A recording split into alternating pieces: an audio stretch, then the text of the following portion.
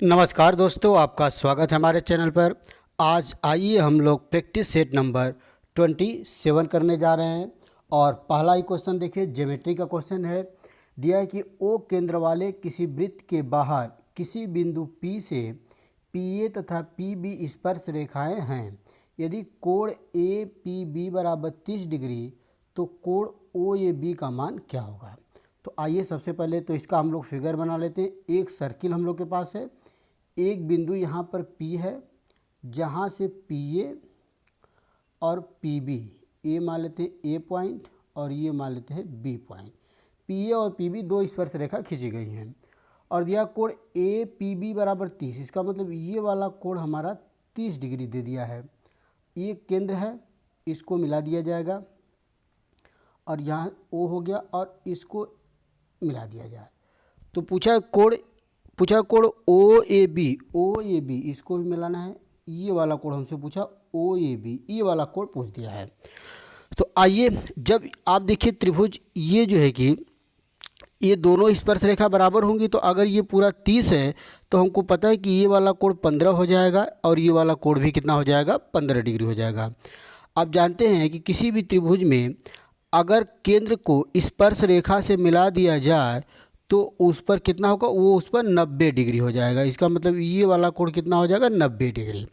तो अगर त्रिभुज OAP की बात किया जाए तो ये 90 15, तो ये वाला जो कोण होगा 90 में से 15 घटा दिया जाए तो 5 और 8 में से गया 7, 75। इसका मतलब ये वाला कोण हमारा 75 डिग्री का हो जाएगा। लेकिन हमसे कोण पूछा OAB। तो अब देखिए त्रिभुज, अगर इसको D मान लेते हैं, जहाँ पर कट कर रहा है, तो अब ये वाला कोण आपको पता है कि 90 डिग्री होगा, क्योंकि केंद्र से किसी भी कार्ड पर, किसी भी जीवा पर अगर रेखा खींची जाए तो उस पर परपेंडिकुलर होगा। तो अगर ये 75 हो गया, ये 90 हो गया, तो ये वाला कोण अभी हम लोग 75 निकाले, 90 निकाले, तो 75 और 90 जोड़ देंगे कितना हो जाएगा, 5 और 9 7 16, 165। और टोटल एक त्रिभुज के अंदर कितना होता है कोण, 180। तो 180 में से 165 घटा दिया जाए, यहाँ बच गया 5 और 7 में से एक गया 6, और 7 में से 6 गया, एक 15 डिग्री। इसका मतलब कोण OAB का मान कितना आ गया, 15 डिग्री। तो ऑप्शन सी हमारा बिल्कुल सही आंसर होगा। आइए अगला क्वेश्चन देखते हैं। क्वेश्चन नंबर 2 दिया है डिविजिबिलिटी, ये चक्रवृद्धि ब्याज का क्वेश्चन है। क्या दिया है कि कोई धन किसी चक्रवृद्धि ब्याज की दर से 4 साल में 3 गुना हो जाता है तो कितने साल में 27 गुना हो जाएगा। तो आप एक बात याद कर लीजिए, चक्रवृद्धि ब्याज में, चक्रवृद्धि ब्याज की दर से कोई भी धन एक निश्चित समय में अपने आप का उतने गुना हो जाता है। जैसे ये बोला है कि मान लीजिए 1 रुपया हमारा धन था, तो 4 साल में 3 गुना, मतलब 4 साल के बाद कितना हो जाएगा, 3। तो ये हर 4 साल में अपने आप का 3 गुना होगा। तो अगले 4 साल में इसका 3 गुना होगा, तो 3 तरीके 9। अगले 4 साल में इसका 3 गुना, तो 9 तरीके 27। अब देखिए, और बोला था 27 गुना, मतलब 1 था, अब 27 हो गया। तो कितना समय लगा, 4 साल प्लस 4 साल प्लस 4 साल, मतलब 4 प्लस 4 प्लस 4 मतलब 12 वर्ष। इसका मतलब कि कितने साल में 27 गुना हो जाएगा, 12 साल में। तो ऑप्शन सी हमारा करेक्ट हो जाएगा।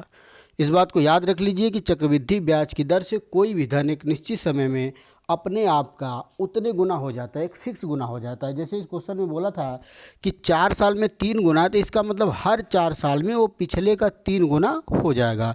तो मान लेते हैं कि धन हमारा 1 रुपया था, तो 4 साल में 3 गुना, फिर अगले 4 साल में इसका 3 गुना, 3 तरीके 9, फिर अगले साल 4 साल में इसका 3 गुना, 9 तरीके 27। तो 27 गुना होने में कितना समय लगा, 4 प्लस 4 प्लस 4 मतलब 12 वर्ष। तो ऑप्शन सी हमारा करेक्ट होगा। आइए अगला क्वेश्चन देखते हैं। नेक्स्ट क्वेश्चन दिया है कि जब एक धन पूर्णांक n को 7 से भाग दिया जाता है, मान लीजिए कोई n है, 7 से भाग दिया जाता है, तो रिमाइंडर हमारा बच जाता है 3। तो बोला कि अगर 7n, मतलब 7n को अगर 7 से भाग दिया जाए तो रिमाइंडर क्या बचेगा। अब बोला कि 7 गुना 7n, तो आपको कुछ नहीं करना, 3 का 7 गुना कर देना, 7 तरीके 21। अब 21 को ही हमको 7 से भाग देना, 7 तरीके 21, तो रिमाइंडर कितना बच रहा है, 0। तो इसका आंसर कितना हो जाएगा, 0 आ जाएगा। क्योंकि पहला भाजक और दूसरे भाजक से विभाजित होता है, तो जितने गुना कर बोलता है क्वेश्चन में, जैसा भी बोलेगा 7 गुना, 6 गुना, 5 गुना, तो पहले वाले शेषफल का हम लोग उतना गुना करके दूसरे वाले भाजक से उसमें भाग कर दिया जाएगा। तो आइए अगला क्वेश्चन देखा जाए, क्वेश्चन नंबर 4। आइए दोस्तों देखिए, बहुत अच्छा क्वेश्चन दिया है कि 39 संख्याओं का औसत शून्य है, तो उसमें से अधिकतम कितनी संख्याएं शून्य से अधिक हो सकती हैं। आप जानते हैं कि औसत बराबर क्या होता है। औसत बराबर आप जानते हैं कि योग बटा में यन, और किसी भी संख्या का और यन की जगह 39 दिया, औसत कितना दिया है 0। तो यहाँ पर हम लोग योग करेंगे बटा 39 करेंगे बराबर 0, तो इधर गुणा होगा तो योग बराबर आ जाएगा 0। इसका मतलब किसी भी संख्या का, ढेर सारी संख्याओं का अगर योगफल 0 आ गया तो उस संख्या का औसत भी क्या हो जाएगा, 0 हो जाएगा। तो टोटल हमारे पास 39 संख्या है। बोल रहा है कि अगर औसत 0 तो अधिकतम कितनी संख्या शून्य से अधिक हो सकती है, मतलब अधिकतम ऐसी कितनी संख्या है जो शून्य नहीं हो सकती है।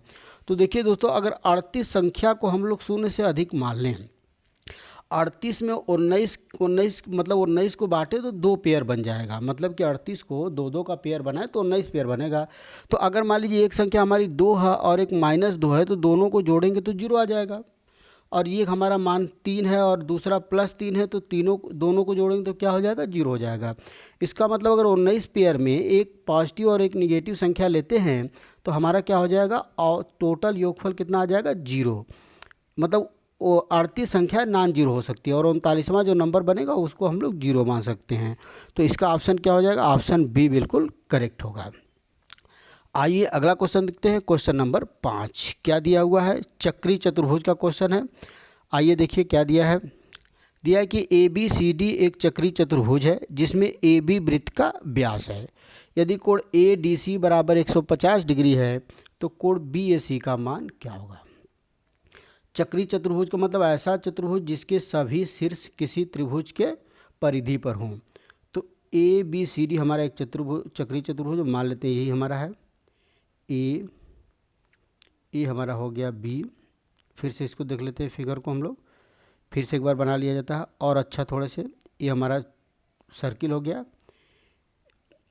और ये हमारा हो गया चक्री चतुर्भुज। इसको मान लेते हैं A, इसको मान लेते हैं B, इसको C और इसको D। अब इसमें कंडीशन क्या थी कि AB जो एक भुजा ये वृत्त का व्यास है, ये वृत्त के व्यास पे ही बना हुआ है। कोण ADC बराबर 150, ये वाला कोण दिया है 150 डिग्री। तो आप जानते हैं कि किसी भी चक्री चतुर्भुज में आमने सामने के कोणों का योगफल 180 होता है। तो अगर ये 150 हो गया तो ये वाला कोण हमारा 30 होना ही पड़ेगा। तो पूछा है कोण BAC, ये वाला कोण का मान पूछ दिया, ये वाला एंगल। अगर ये व्यास है तो आप जानते हैं किसी भी सर्किल में व्यास वृत्त को 2 भागों में बांटता है, अर्धवृत्त। तो किसी भी अर्धवृत्त द्वारा वृत्त की परिधि पर बना कोण हमेशा 90 डिग्री होता है। अब बोल सकते हैं ये थ्योरम होता है, किसी भी अर्धवृत्त में बना कोण कितना होता है, 90 डिग्री का।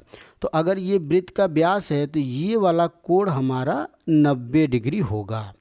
तो अब त्रिभुज ABC में बात करें, अगर ये कोण 90 है, ये 30 है, तो 90 और 30 कितना हो जाए, 120। और किसी त्रिभुज के टोटल कोणों का योगफल होता है 180, तो 120 पहले ही हो चुका है, तो बचा कितना, 60 डिग्री। इसका मतलब कोण BAC का मान कितना होना चाहिए, 60 डिग्री होना चाहिए। तो ऑप्शन डी बिल्कुल करेक्ट आंसर होगा, ऑप्शन डी करेक्ट है। आइए अगला क्वेश्चन देखते हैं, क्वेश्चन नंबर 6। दिया है 5 सेंटीमीटर त्रिज्या वाले एक गोले को पिघलाकर 2 सेंटीमीटर त्रिज्या वाले कितने गोले बनाए जा सकते हैं। तो एक बड़ा गोला है, इसको पिघलाकर छोटा गोला। तो आप जानते हैं कि जब किसी बड़े गोले को पिघलाकर छोटे गोले बनाए जाएंगे तो उनके आयतन में कोई परिवर्तन नहीं होगा। मतलब एक बड़े गोले का आयतन बराबर सभी छोटे गोलों का आयतन होगा। तो आप जानते हैं गोले का जो आयतन का फार्मूला होता है वो होता है 4/3 पाई आर क्यूब। तो फार्मूला लगाएंगे 4/3 पाई आर की जगह 5 का होल क्यूब बराबर, मान लीजिए n छोटे गोले बनेंगे और एक गोले का आयतन 4/3 पाई और त्रिज्या कितनी है, 2 का क्यूब।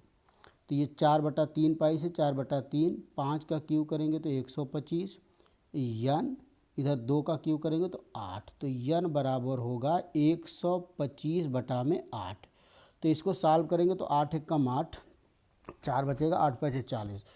तो लगभग जो है कि 15 दशमलव कुछ आएगा, लेकिन गोलों की संख्या हम लोग को एग्जैक्ट बताना है तो ऑप्शन इसका हम लोग ए बना सकते हैं।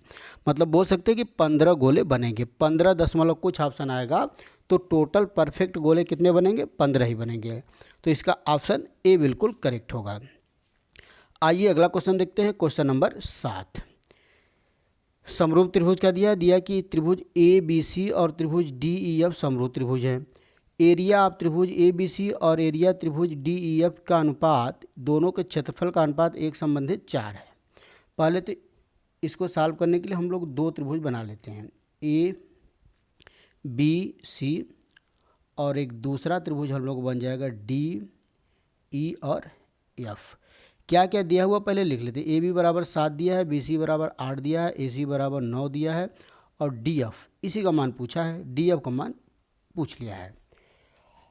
तो आप जानते हैं कि दो समरूप त्रिभुज के क्षेत्रफल का अनुपात उनके भुजाओं के संगत भुजाओं के वर्ग के अनुपात में होता है। जैसे कि ए बी सी का क्षेत्रफल बटा डी ई एफ का क्षेत्रफल बराबर ए सी स्क्वायर बटा डी एफ स्क्वायर होगा, क्योंकि ए सी की संगत भुजा क्या होगी, डी एफ।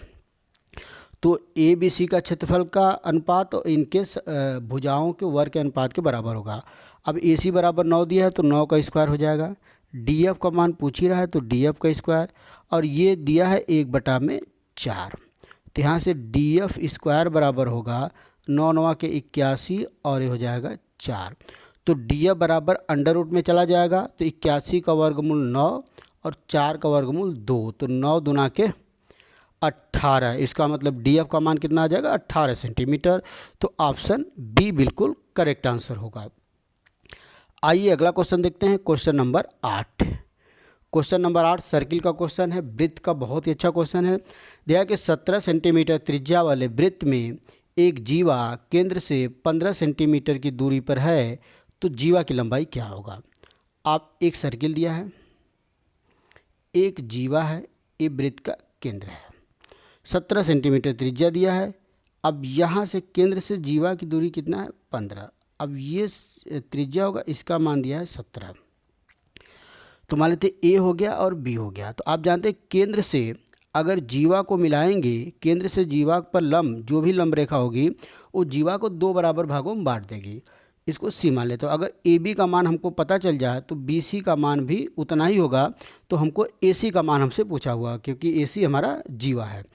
तो पाइथागोरस प्रमेय से आप जानते हैं कि ये 90 डिग्री होगा, तो पाइथागोरस प्रमेय से निकालेंगे तो ये 15 है, 17 है, तो ये हमारा हो जाएगा 8, क्योंकि 8, 15 और 17 का एक ट्रिपलेट होता है, क्योंकि इसका समकोण त्रिभुज बनता है। आप निकाल कर देख भी सकते हैं। तो ये 15, 17, अगर कर्ण 17 है और एक भुजा 15 है तो दूसरी भुजा हमारी 8 होगी। तो ए बी का मान 8 होगा, तो बी सी का मान भी 8 होगा। तो ए सी का मान कितना हो जाएगा, 8 + 8 + 16 हो जाएगा। इसका मतलब ए सी मतलब जीवा की लंबाई कितना होगा, 16 सेंटीमीटर। ऑप्शन बी बिल्कुल करेक्ट होगा। तो आइए अगला क्वेश्चन देखते हैं, क्वेश्चन नंबर 9। क्वेश्चन नंबर 9 दोस्तों सिंप्लीफिकेशन का बहुत ही आसान क्वेश्चन दिया है। जैसे दिया है कि 21.6 भागे 3.6 गुणे 2 प्लस 0.25 गुणे 16 भागे 4 माइनस 6। तो आपको एक बाडमास रूल याद होगा। बाडमास, बी का मतलब ब्रैकेट, ओ का मतलब ऑफ, डी का मतलब डिवीजन, एम का मतलब मल्टीप्लिकेशन, ए का मतलब एडिशन, एस का मतलब सब्सट्रैक्शन। तो अब सबसे पहले ये जो दिख रहा, इसमें सबसे पहले डिवीजन को हम लोग सॉल्व करेंगे। तो 21.6 में 3.6 से आप भाग देंगे तो ये 6 बार भाग चला जाएगा और गुणे 2 बचेगा। प्लस अब देखिए ये भाग है, तो सबसे पहले गुणा और माइनस से पहले भाग को हम लोग सॉल्व करेंगे। तो 0.25 रहेगा, 16 में 4 से भाग देंगे तो 4 बार चला जाएगा और माइनस 6। तो ये 6 दूना के 12 प्लस 25 चौके 100, 2 अंक के बाद दशमलव लगेगा तो 1 बचेगा माइनस 6। तो लास्ट में 12 माइनस 6 बच गया। तो आंसर हमारा कितना आ जाएगा, 6 आ जाएगा। तो इसका आंसर ऑप्शन सी बिल्कुल करेक्ट होगा। आइए दोस्तों अगला क्वेश्चन देखते हैं, 10वां क्वेश्चन, और आज का हम लोग का आखिरी क्वेश्चन है, क्वेश्चन नंबर 10। क्या दिया है कि ए और बी का अनुपात 5 संबंधित 7 है। तो हमसे पूछा है 5a माइनस, मान पूछा हमसे 5a माइनस 3b बटा में 4a माइनस 2b का मान। तो अब ए और बी का अनुपात 5 संबंधित 7 दिया, तो यहाँ से ए का मान 5 और बी का मान 7 हम लोग डायरेक्ट रख देते हैं। तो 5 गुणे 5 होगा माइनस 3 गुणे 7 बटा में 4 गुणे 5 माइनस 2 गुणे 7। तो 5 पचे के 25 माइनस 21 बटा में 4 पचे के 20 माइनस 14। तो यहाँ बचेगा 4 और यहाँ बचेगा 6, काट देंगे 2 बटा में 3। तो इसको हम लिख सकते हैं 2:3। तो आंसर हमारा आ गया 2:3, मतलब ऑप्शन बी बिल्कुल करेक्ट होगा। तो दोस्तों ये 10 क्वेश्चन का हम लोग का प्रैक्टिस सेट रहा। उम्मीद है कि आपको पसंद आया होगा। आप जानते हैं कि पेट का एग्ज़ाम का डेट आ चुका है, इसीलिए ये प्रैक्टिस आपके एग्ज़ाम में बहुत ही महत्वपूर्ण होने वाला है। इसीलिए मैं कहूँगा कि आप लगातार इस प्रैक्टिस को करते रहिए। तो फिर अगला क्वेश्चन हम लोग लेकर आएंगे, तब तक के लिए धन्यवाद, नमस्कार।